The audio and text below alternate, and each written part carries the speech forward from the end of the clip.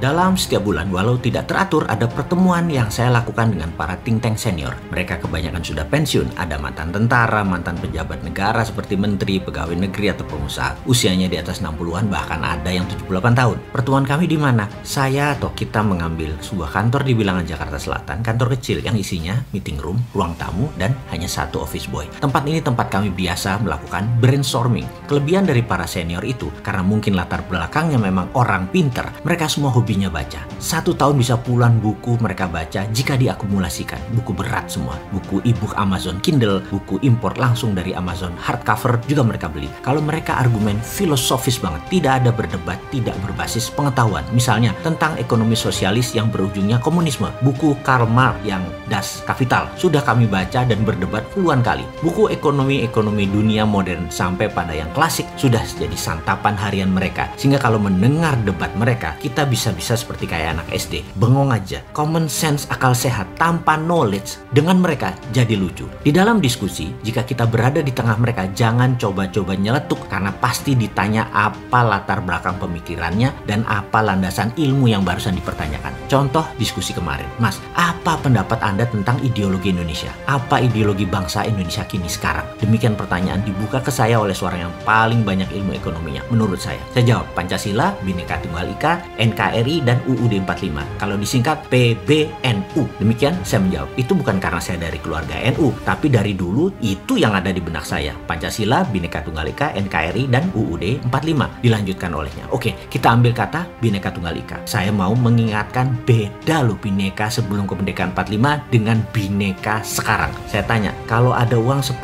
triliun di kas negara, bagaimana membaginya agar adil? Berdasarkan apa membaginya agar adil? Berdasarkan agama kah? Islam pasti yang terbesar. Berdasarkan suku kah? Jawa pasti yang terbesar. Berdasarkan domisili, Pulau Jawa yang terbanyak. Dengan cara begini, Papua yang nggak akan pernah dapat apa-apa. Minoritas di semua sisi. Secara suku minoritas, secara agama minoritas, secara wilayah minoritas, secara penduduknya minoritas juga di Pulau Papua. Di mana keadilan kalau dipakai berdasarkan kalkulasi seperti itu? Fahamkah bernegara itu yang namanya harus adil? Hanya orang berilmu dalam baru bisa paham adil itu bagaimana, bukan sekedar adil itu apa. Dia melanjutkan, lihat saja kekayaan Papua dari Freeport. Membaginya bingung kan? Lalu bagaimana keadilan itu ditegakkan? Bagaimana equality itu ditegakkan? Jadi sebelum kemerdekaan tahun 45, gabungan Indonesia adalah karena common sorrow, menderita bersama. Jadi merekat. Kalau teori matematikanya penjumlahan, gabung itu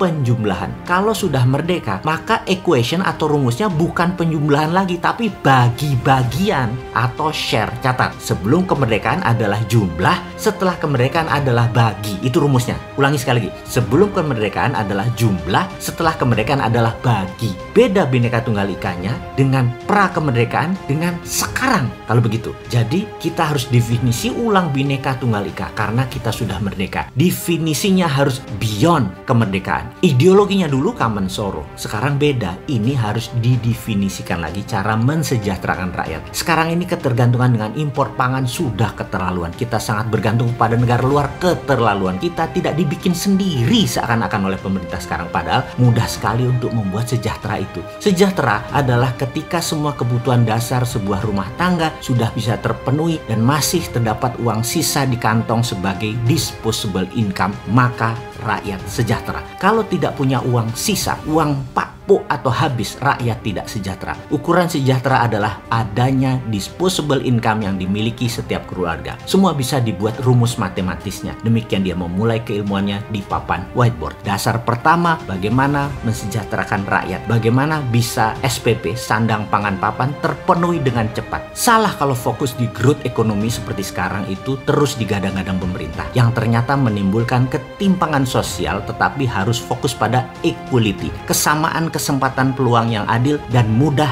dicapai. Nah, kalau dia udah ngomong kayak gini, saya selalu bengong karena sering nggak paham. Pebisnis dipaksa memahami tata kelola bernegara. Coba, orang kayak saya ini kan pebisnis. Tata kelola negara itu benar-benar ribet bagi saya. Walaupun simple banget logikanya, mudah diterima, tapi memang harus difahami oleh banyak orang, terutama penyelenggara negara. Dan sementara orang kayak saya berusaha menelannya aja sudah susah. Jadi, saran kita harus bagaimana? Saya bertanya seperti kebiasaan saya. Pertama, definisi ulang Bhinneka Tunggal Ika, definisi ulang Pancasila. Panji negara juga harus didefinisi ulang ulang, dimaknai baru, diurai baru. Dia melanjutkan, sama seperti impian. Kalau impian kamu sudah tercapai, rekening di bank sudah 10 digit, posisi jabatan baik, keluarga baik, kesehatan baik, maka kamu harus membuat impian baru yang lebih powerful lagi. Kalau tidak, kamu akan dry out, kering hidup kamu, tidak berwarna hidup kamu, tidak colorful, tidak live the life, garing, kriuk kata anak sekarang. Filosofi bangsa inilah yang membedakan bangsa satu dengan bangsa yang lain. Yuk, siapkan negara Indonesia ini menjadi pemenang nomor 1 dengan kekuatan kendali atas pangan, dengan membangun food integrated industrial complex.